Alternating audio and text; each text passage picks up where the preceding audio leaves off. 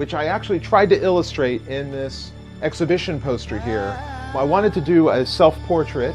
As an artist, I kind of view myself as an average guy, but it's really my imagination that I feel is my quality that makes me different and unique. And so I wanted to have some of my characters from my books and stories and pieces of my life kind of surrounding me for this exhibition poster.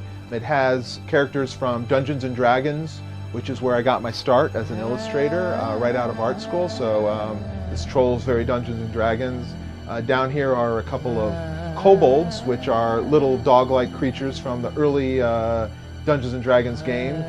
This one happens to be holding a box set called Dragon Mountain, which was the very first game I illustrated for Dungeons and Dragons.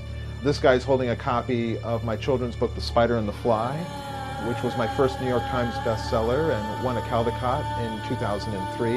And of course, scattered around on the ground are Magic the Gathering trading cards, which I illustrated after Dungeons and Dragons. My first kids book was Jimmy Zangwow's Out of This World Moon Pie Adventure, and these are a couple of the Marsmen from that book. This guy's holding a moon pie. There was only one, even though there were 999 Marsmen in the book, only one of them had a number and a name, and that was 365, so he's here.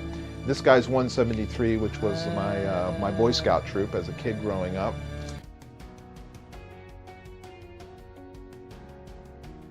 Hi, this is Tony DiTerlizzi, and I'm so excited to be holding my first ever retrospective at the Norman Rockwell Museum.